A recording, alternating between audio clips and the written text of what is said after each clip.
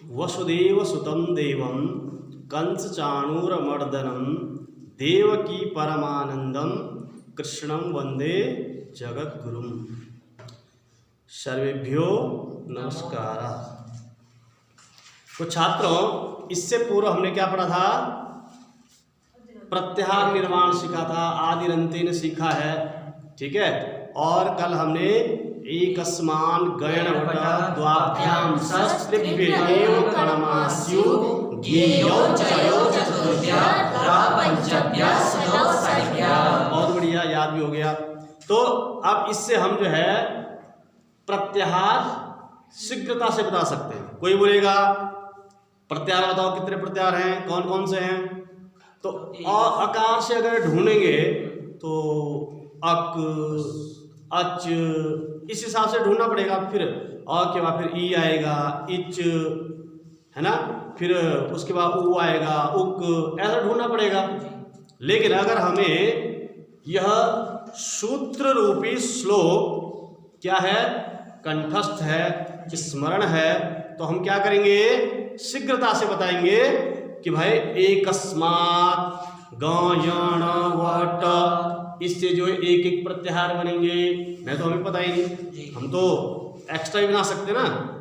जो महर्षि पाणिनि जी ने अपने सूत्रों में व्यवहार किया है उसके अलावा भी हम बना सकते हैं, ठीक है। जैसे मैंने बताया था इण भी बना सकते हैं, जो है नहीं अयुण में, जो इण, क्योंकि अयुण में इण नहीं बन सकता जी।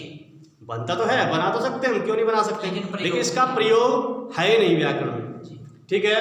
तो आज हम उकालो ह्रस्व दीर्घ प्लुतः इसके बारे में पढ़ रहे हैं। तो देखेंगे उकाल, उकाल। अब यहाँ जो उकाल है ये तीन काल, ह्रस्व, दीर्घ और प्लुत के बारे में बताया गया। उकाल अच ह्रस्व दीर्घ प्लुत, मतलब उकाल के समान, ठीक है, उच्चारण काल है जिस अच का उसको ह्रस्व दीर्घ प्लुत कहते हैं। यहाँ पर समाहार द्वंद्व कर रखा है और द्वंद्व के कारण से वहां विभक्ति का लोप हो गया। तो उ यानी उच्च, उच्च, उच्च, ठीक है। दीर्घ करे क्या बचा? उ, यानी तीनों उकाल, उकार, है ना। यानी देखा गया, अब कोई संदेह कर सकता है भाई अकार का क्यों नहीं लिया? सबसे पहले तो अ आता है जी। तो बताया कि भाई प्रकृति में सबसे जो है उ का स्पष्ट उच्चारण देखा गया, यानी प्रकृति के अनुरूप जो उ शब्द को, यानी उकार को सबसे, यानी उकार उच्चारण की दृष्टि से सबसे महत्वपूर्ण माना गया है, ठीक है। जैसे मुर्गे की आवाज होती सुबह प्रातः काल, तो क्या करता है? कु कु कु, ऐसा उच्चारण, यानी कुक रू कु, कुकरू कु, यानी तो सबसे पहले ह्रस्व, फिर दीर्घ, फिर प्लुत। इस कारण पाणिनि ने मुर्गे की आवाज की ओर देखकर प्रकृति से सबसे ज्यादा मिलती जुलती उकार को माना, इसलिए यहाँ उ का ही प्रयोग किया गया, ठीक है। तो उकार अच, यानी जिस स्वर का, यानी ऐसे अच जिसका उच्चारण काल क्या हो? उ के समान, यानी अगर ह्रस्व उ के उच्चारण के काल के समान जिस अच का उच्चारण है उसको क्या कहेंगे? उसको ह्रस्व कहेंगे। दीर्घ जो उकार है उस उच्चारण काल के समय, यानी समय जो लगता है उसको दीर्घ कहते हैं। और उकार यानी जो प्लुत है उसको हम प्लुत कहेंगे, यानी जो बड़ा उ है, ठीक है। तो ये ह्रस्व दीर्घ प्लुत का गुरु। जैसे कोई बोल सकता है ह्रस्व क्या हुआ, कोई बोलता है ह्रस्व मात्रा लगाओ जी। तो इसके लिए श्लोक क्या है? एक मात्रो भवे ह्रस्व, एक मात्रो मात्रा है, एक काल वाला मात्रा, एक मात्रो भवेद ह्रस्व, द्विमात्रो दीर्घ उच्यते, त्रिमात्रास्तु प्लुतो गेयो, और व्यंजनम चार्ध मात्र का। व्यंजन जो है क्या है वो आधा मात्र, समझ गए। एक मात्रा वाला जो अच हो उसको क्या कहेंगे ह्रस्व, द्विमात्र वाला अच दीर्घ, और तीन मात्रा वाला क्या हो जाएगा प्लुत हो जाएगा। और जिसकी कोई मात्रा नहीं है जो आधा है वो व्यंजन हो जाएगा। का है इसकी कोई मात्रा नहीं है, और भी था उसको हमने क्या कर दिया हटा दिया, तो ये क्या हो जाएगा ये व्यंजन हो जाएगा। तो श्लोक बोलो, एक मात्रो भवेद् ह्रस्वो द्विमात्रो दीर्घ उच्यते त्रिमात्रस्तु प्लुतो गेयो व्यंजनम चार्धमात्रिकम्। समझ गए। तो अब यहाँ पर वृत्ति में अगर देखेंगे तो क्या लिखा वृत्ति में वह, यानी एक ऊ फिर दीर्घ ऊ फिर प्लुत। अब तीनों का जैसे कभी किसी ने मैंने कहा था कि हमें विभक्तियों का ज्ञान अवश्य होना चाहिए। तो गुरु शब्द लो, भानु शब्द लो, इसका अगर हम प्रथमा बहुवचन में प्रयोग करते तो क्या बनता है गुरवः। क्या बनता है गुरु गुरु गुरवः, भानु भानु भानवः। उसी प्रकार उ वह आया समझ। तो यानी ऊ का प्रथमा बहुवचन में क्या रूप बनता है वह, इसलिए क्या लिखा है ऊश्च ऊश्च ऊश्च वह, यानी उकार दीर्घ उकार और प्लुतकार। ठीक है, तो यानी ऊ और बहुवचन में क्या लिखा है वह, और उसके बाद क्या लिखा आगे वाम काल। ठीक है, क्या लिखा वाम काल। ये व शब्द में आम जोड़ेंगे तो क्या हो जाएगा क्यों जोड़ा आम, कोई बता सकते हैं आम क्यों जोड़ा मैंने? षष्ठी विभक्ति बहुवचन। षष्ठी बहुवचन में क्या बनता है घास ओस आम, तो क्या बनेगा वाम। वाम काल यानी उकार के काल के समान, यानी तीनों उकार के काल के उच्चारण के समान जिसका उच्चारण काल है उसको क्या कहेंगे क्रमशः। क्या कहेंगे क्रमशः ह्रस्व दीर्घ और प्लुत कहेंगे। समझ गया जी। यानी अगर उकार ह्रस्व है ना, उकार जैसे बताते हैं कि जैसे पलक झपकना, एक बार पलक झपका तो उसको क्या बोलेंगे ह्रस्व है। ठीक है, दो बार पलक झपकने का जो समय है वो दीर्घ हो जाएगा, और तीन बार जो पलक झपकने का जो समय हो जाएगा उसको हम प्लुत कहेंगे। उच्च उच्च उच्च। ठीक है, जैसे हम किसी को दूर से संबोधन करते हैं ऐसा सूत्र भी है। क्या सूत्र का नाम है दूराधूते। ठीक है, तो यहाँ पर हम प्लुत का प्रयोग करते हैं। किसी को हम दूर से उच्चारण करते हैं, दूर से संबोधन करते हैं जी, तो वह हम क्या प्रयोग करते हैं प्लुत का प्रयोग करेंगे। ठीक है, हे कृष्ण अत्र गौश्च चरति, तो यहाँ पर कृष्ण शब्द में क्या है प्लुत का प्रयोग किया गया। ठीक है, तो आए समझ। एक मात्रो भवेद् ह्रस्व द्विमात्रो दीर्घ उच्यते त्रिमात्रस्तु प्लुतो गेयो व्यंजनम चार्धमात्रिकम। व्यंजन को आधा मात्रा कहते हैं। ठीक है, तो ऊकार के उच्चारण के समान जिस अच का उच्चारण काल है यानी समय है ना, यानी एक उकार, ये जो ह्रस्व उकार है इसमें जितना समय लगा इस ऊ के उच्चारण काल के समान जिस अच का उच्चारण होगा, जिस स्वर का उच्चारण होगा उसे हम क्या कहेंगे ह्रस्व। ठीक है जी। और ये हो जाएगा दीर्घ। दीर्घ।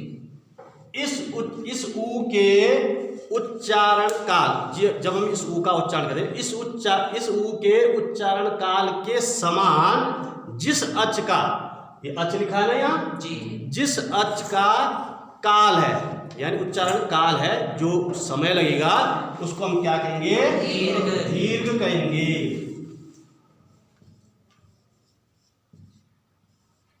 और प्लुत, यानी इस ऊ के उच्चारण काल के समान जिस अच का उच्चारण काल है उसको हम प्लुत कहेंगे।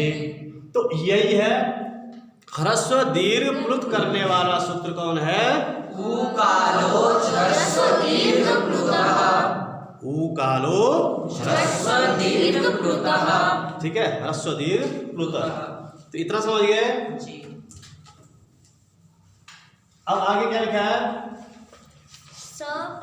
सप्रत्येकम् उदात्तादि भेदेन त्रिधा। सह कह स अच। अब देखेंगे ये लिखा हमने क्या? ह्रस्व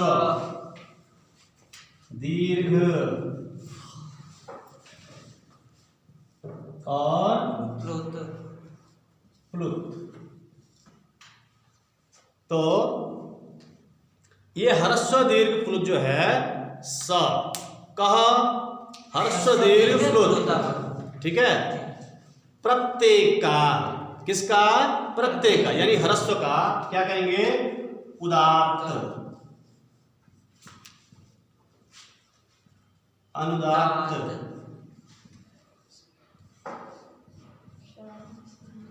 और सॉरी। आदित्य जी बोलेंगे दीर्घ में क्या लिखेंगे? इधर क्या लिखेंगे दीर्घ में? कहाँ गया आदित्य जी? बताओ, इधर क्या लिखेंगे ऐसे? बहुत बढ़िया, बैठ जाओ, बस समझ गए मैं। तो यानी क्या लिखा? सप्रत्येकम् उदात्तादि भेदेन त्रिधा। प्रत्येक का यानी ह्रस्व का, दीर्घ का, प्लुत का, उदात्त अनुदात्त स्वरित भेदेन त्रिधा। त्रिधा। तो ह्रस्व का भी उदात्त अनुदात्त स्वरित होगा, दीर्घ का भी उदात्त अनुदात्त स्वरित हो गया, और प्लुत का भी अनुदात्त स्वरित होगा। ठीक है। तो सिर्फ इतना बता रखा भी कि उदात्त अनुदात्त स्वरित ये 3 प्रकार का होता है। और कितने प्रकार का हो जाएंगे? 9 प्रकार का। 9 प्रकार हो गया, ठीक है। यानी किसी अच का उच्चारण हम 9 प्रकार से अभी फिलहाल कर सकते हैं। अब आगे ये उदात्त अनुदात्त स्वरित वेदों में इसका उच्चारण किया जाता है। आजकल लौकिक लोक में अब इसका प्रयोग नहीं है, ठीक है। वेदों में जब उच्चारण करेंगे तो इसका जैसे प्लुत का उच्चारण, ह्रस्व दीर्घ, इसका उच्चारण देखा जाता है। अब प्राय यह नहीं है। तो अब ये बताते हैं कि इसमें भी अगर उदात्त अनुदात्त और स्वरित, इसमें अगर किसी ने क्या कर दिया? गलती कर दी। क्या कर दी? गलती कर दी उच्चारण। तो उससे मतलब क्या हो जाता है? जैसे महाभाष्य में क्या है? सवाग वज्रो सवाग वज्रो यजमानम हिनस्ति। यथेन्द्र शत्रु तो शुरू से क्या है? शुरू से क्या है? प्रारंभ से क्या है? तो प्रारंभ से है दुष्ट शब्द स्वरतो वर्ण, यानी दुष्ट शब्द मतलब अशुद्ध उच्चारण। दुष्ट शब्द स्वरतो वर्णतो वा मिथ्या प्रयुक्तो न तमर्थमाह स वाग वज्रो यजमानम हिनस्ति यथेन्द्र शत्रु स्वरतो पराधात्। यानी इसीलिए बताते हैं कि हमें व्याकरण का ज्ञान क्यों करना चाहिए। रक्षो हागम लघु संदेहा, ये तो मुख्य प्रयोजन हो गए। और जो गौण प्रयोजन है, कितने? 13 प्रयोजन भूल गए हैं। तो 13 प्रयोजन ये गौण प्रयोजन। तो अब उसमें बताया गया कि भाई व्याकरण क्यों हमें पढ़ना चाहिए, ठीक है। ये वेदांग, वेद रूपी व्याकरण क्या है? वेद रूपी पुरुष का मुख है, ठीक है। और अगर हमें व्याकरण का ज्ञान नहीं होगा तो हम हर जगह अशुद्ध उच्चारण करेंगे। ठीक है, कहीं पे गुण होगा वहां तुम वृद्धि कर रहे, अब वृद्धि होना चाहिए और तुम ऐसे ही पढ़ रहे हैं। तो अगर हमें, और उसके बाद जैसे किस प्रकार विभक्ति को तोड़ के पढ़ना, वो कौन पढ़ेगा? जिसको थोड़ा बहुत व्याकरण आता है। नहीं तो क्या करेंगे तुम?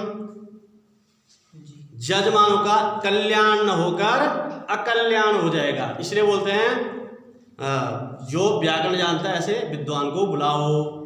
समझ गए? तो श्लोक क्या है? दुष्ट शब्द स्वरतो वर्णतो वा मिथ्या प्रयुक्तो न तमर्थमाह स वाग वज्रो यजमानम हिनस्ति यथेन्द्र शत्रु स्वरतो पराधा।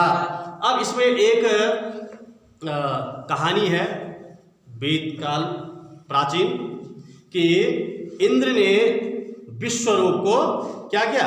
किसी कारण से उसका वध कर डाला। किसका?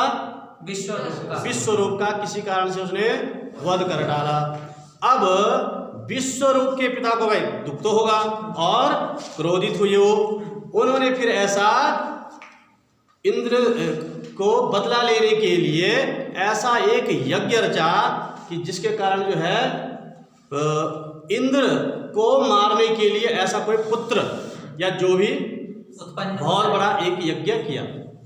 ठीक है, अब इंद्र शत्रु स्वाहेंद्र शत्रु वर्धस्व, इंद्र शत्रु वर्धस्व, और ये मंत्र रखा। ठीक है, कि मैं जो यह यज्ञ कर रहा हूं, ठीक है, इससे जो है अग्निदेव ऐसा कोई पुत्र उत्पन्न करे जिससे जो इंद्र रूपी जो शत्रु है वह मर जाए, क्योंकि उसने मेरे पुत्र को मारा है। ठीक है, लेकिन वहां जो याजक थे उन विद्वानों ने जो है स्वर, देखो अगर हम स्वर की गलती करते हैं, स्वर उदात अंदाज स्वरित का भी अगर यहाँ पर अशुद्धि करते हैं तो भी अर्थ का अनर्थ हो जाता है। और इस कारण वहां पर उन्होंने जैसे ही इंद्र रूपी जो शत्रु उसको मरना था, लेकिन उल्टा क्या हो गया, उन्होंने अशुद्ध उच्चारण करके, है ना, समास के कारण वहां पर जैसे बहुप्री और क्या बोलते हैं तत्पुरुष समास, ठीक है, इनमें थोड़ा अंतर कर दिया। ठीक है, इंद्र शत्रु यस्य स और इंद्रश्चासौ शत्रु। ठीक है, तो इन्होंने समास का वहां पर गलती कर दी, यानी स्वर रूप गलती कर दी, इंद्र और शत्रु। तो इन्होंने क्या कर दिया, इंद्र में जो है इंद्र शत्रु करना था और शत्रु में उन्होंने क्या कर दिया, उदात्त कर दिया, यानी उसको उच्चारण किया उसका अधिक। ठीक है, और इस कारण क्या हो गया कि जो इंद्र रूपी शत्रु मरना चाहिए, क्योंकि भाई इतना बड़ा यज्ञ कर रहा है जी, और उससे क्या हो जाता है उल्टा जो है, जब अशुद्ध उच्चारण हो जाता तो अग्नि शांत हो जाती है और खुद ही जो है वो मर जाता, मतलब बाद में इंद्र जो है वृत्त को मार देता है। ठीक है, तो ऐसी कहानी है कि मतलब हमें शुद्ध उच्चारण करना चाहिए। ठीक है, और शुद्ध उच्चारण के लिए क्या करें, शुद्ध उच्चारण के लिए हमें क्या करना चाहिए, हमें व्याकरण का ज्ञान होना चाहिए। ठीक है, कहाँ पर संधि है, कहाँ पर समास है, कहाँ पे कारक है, कहाँ पे कौन सा प्रत्यय है, और कहीं कहीं अपवाद भी हो जाते हैं। ठीक है, जिसको हम यत् प्रत्यय समझ रहे, वो तो क्या प्रत्यय निकल रहा है, वो तो ण्यत् प्रत्यय निकल रहा है, तो उसको हमें बारीकी से हम अच्छी तरह से हमें समझना चाहिए। तो कब समझेंगे, जब हम व्याकरण का अच्छी तरह पढ़ेंगे। साहित्य विषय तो कुछ हम खुद भी पढ़ सकते, लेकिन व्याकरण हमें अवश्य ही थोड़ा ध्यान देने की आवश्यकता है।